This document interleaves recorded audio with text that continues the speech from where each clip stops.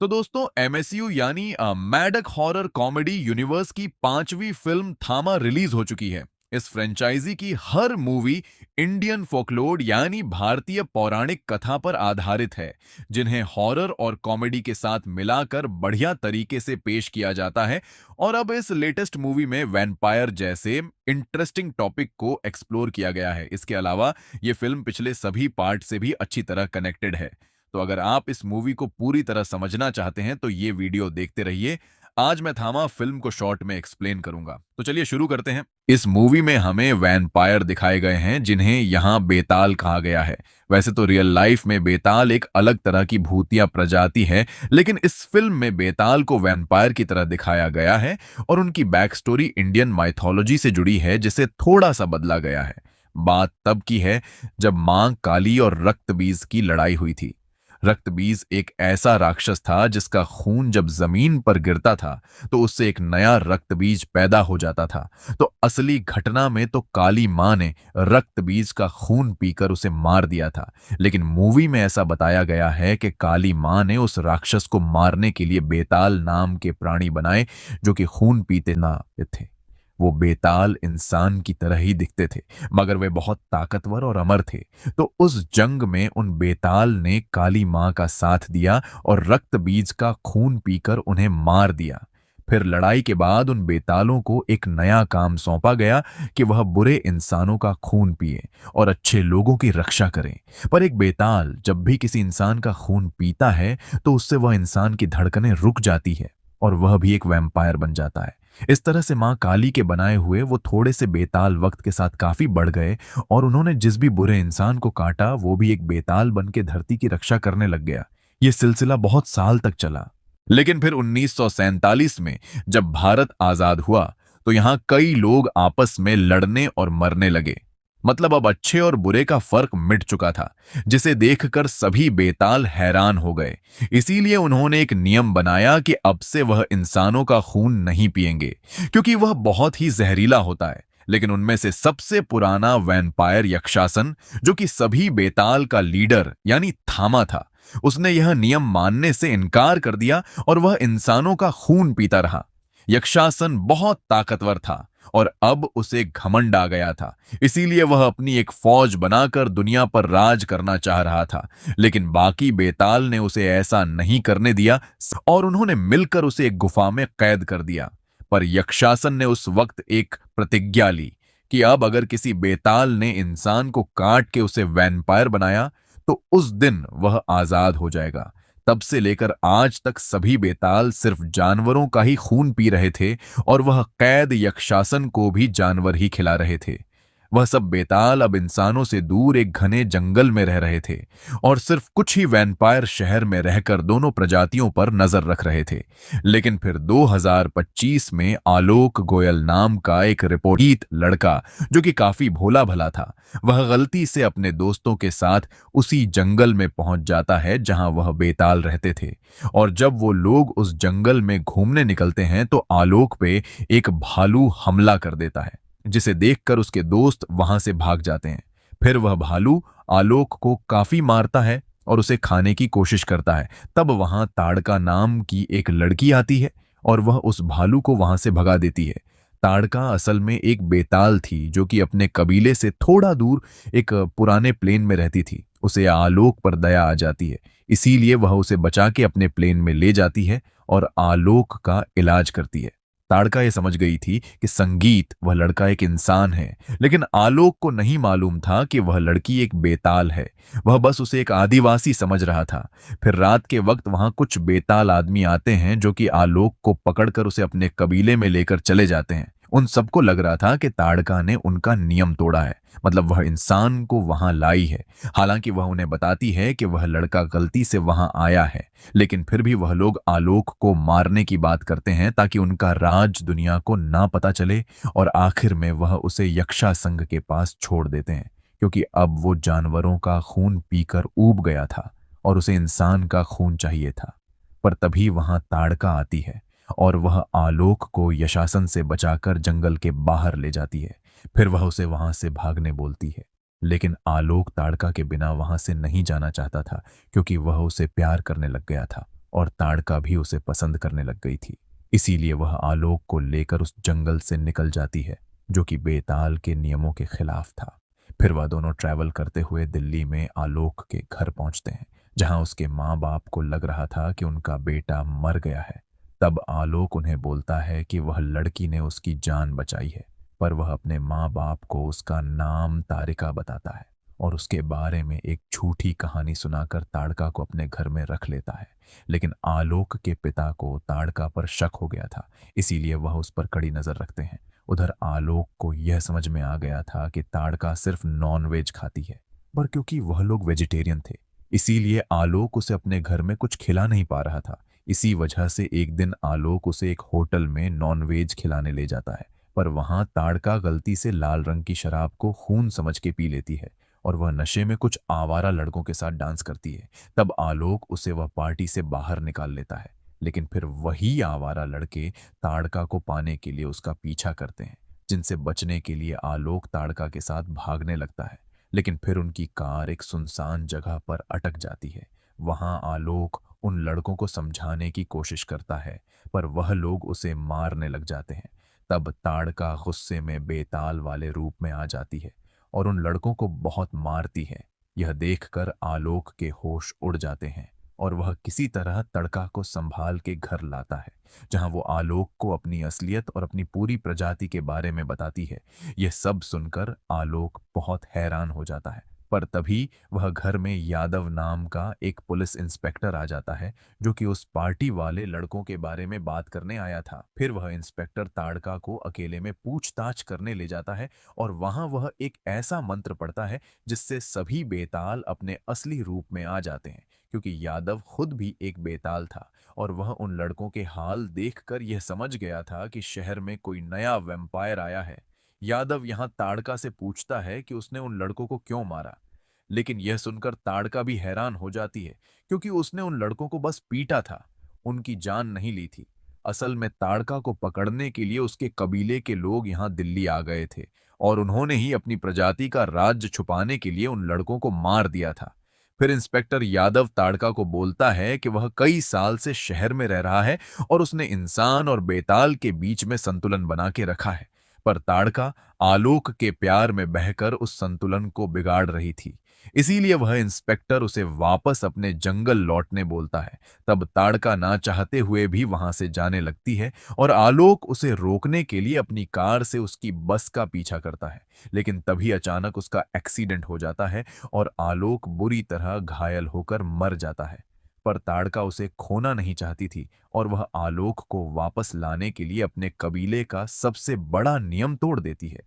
मतलब वह आलोक को काट लेती है ताकि वह एक बेताल बनकर दोबारा जिंदा हो जाए। लेकिन ताड़का के काटने के बाद भी आलोक को तुरंत होश नहीं आता, इसीलिए वह उसे एक हॉस्पिटल में ले जाती है। वहां डॉक्टर्स आलोक को मरा हुआ घोषित कर देते हैं, लेकिन फिर आलोक अचानक ठीक हो जाता है और वह हॉस्पिटल के ब्लड बैंक में जाकर खून पीना शुरू कर देता है। यह देखकर उसके पिता बेहोश हो जाते हैं, पर बाद में वह इस बात को एक सपना समझकर छोड़ देते हैं। उधर आलोक ताड़का पर गुस्सा करता है कि उसने उसे वैम्पायर बना दिया, लेकिन जब वह उसे अपने प्यार का इजहार करती है तो आलोक अपने इस नए रूप को कबूल कर लेता है। दूसरी तरफ उस जंगल में सभी बेताल और उनके थामा यानी यक्षासन को एक जादुई संकेत मिल जाता है कि किसी वैम्पायर ने उनका रूल तोड़ा है और एक इंसान को काट के बेताल बनाया है। तब यक्षासन यह समझ जाता है कि यह काम ताड़का ने उस लड़के के प्यार में किया है, लेकिन इससे यक्षासंघ को खुशी हो रही थी, क्योंकि नियमों के मुताबिक अब उसे आजादी मिलने वाली थी और ताड़का को 100 साल की कैद होने वाली थी। इसीलिए वह अपने साथियों को ताड़का की तलाश में शहर भेज देता है। उधर आलोक अब एक बेताल बन चुका था, इसीलिए उसके दिल की धड़कनें रुक गई थी और उसके शरीर में कई शक्तियां आ गई थी, जिससे वह बहुत तेज, ताकतवर और अमर बन गया था।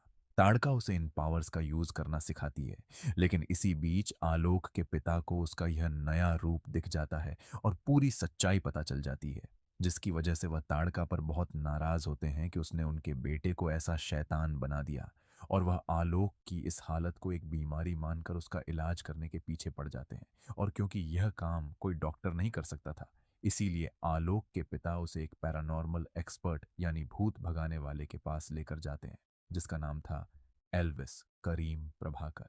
इस आदमी को हमने मुंजिया फिल्म में भी देखा था, जो कि हर तरह के रहस्यमयी मामलों को सुलझाने में माहिर था। आलोक और उसके पिता जब एल्विस के पास पहुंचते हैं तो वहां पर जनार्दन यानी जना भी मौजूद था, जो कि स्त्री फिल्म का कैरेक्टर है। जना यहां अपने कजिन भास्कर यानी भेड़िया के इलाज के लिए आया था, क्योंकि स्त्री दो मूवी में जब भेड़िया उस सरकटे भूत से लड़ने गया था तो वह उसके हमले से इंसान बन गया था, और तब से भास्कर भेड़िया नहीं बन पा रहा था। इस कमजोरी का इलाज करने के लिए एल्विस जना को बोलता है कि भास्कर को एक बेताल का खून पीना पड़ेगा, तभी वह ठीक हो पाएगा। लेकिन एल्विस का यह मानना था कि अब वैम्पायर की नस्ल खत्म हो चुकी है, इसीलिए भास्कर का इलाज मुश्किल है। तभी उस जगह पर आलोक और उसके पिता आ जाते हैं, जो कि जना को साइड में करके खुद एल्विस से बात करने लग जाते हैं। आलोक के पिता यहां पर अपने बेटे को बेताल से वापस इंसान बनाने की रिक्वेस्ट करते हैं, लेकिन एल्विस उन्हें बोलता है कि यह नामुमकिन है। पर इस बात से उसे भेद्या की प्रॉब्लम का सशन मिल जाता है, और वह जना को बताता है कि आलोक एक वैम्पायर है, जिसका खून पीने से भास्कर ठीक हो जाएगा। फिर जब आलोक वहां से निकलता है तो ताड़का के कबीले के लोग उसका पीछा करने लगते हैं। तब आलोक उनसे बचने के लिए एक बिल्डिंग की छत पर चला जाता है, लेकिन तभी भास्कर उसे ढूंढते हुए वहां आ जाता है, जो कि आलोक से उसका थोड़ा खून मांगता है। पर वह उसे मना कर देता है, और तब उन दोनों में लड़ाई शुरू हो जाती है, जिसमें आलोक आसानी से जीतने लगता है। लेकिन फिर वह मजाक में अपना एक बूंद खून भास्कर को दे देता है, जिसे पीकर वह भेड़िया बन जाता है, और अब वह पहले से कई गुना ज्यादा ताकतवर हो गया था। फिर भास्कर अपना आपा खो देता है, और वह आलोक को मारने के पीछे पड़ जाता है, जिसकी वजह से वह भागने लगता है। तब ताड़का वहां आती है और वह आलोक को उस जगह से निकाल लेती है, जिसके बाद भास्कर वापस इंसान बन जाता है। उधर ताड़का आलोक को वह पुलिस इंस्पेक्टर यादव के पास ले जाती है, जहां आलोक को पता चलता है कि वह भी एक बेताल है, और यादव को भी आलोक का नया रूप दिख जाता है। इससे वह इंस्पेक्टर को काफी बड़ा झटका लगता है, क्योंकि ताड़का ने एक बहुत बड़ा नियम तोड़ दिया था। फिर वहां आलोक यादव को बताता है कि एक भेड़िया उसके पीछे पड़ा है।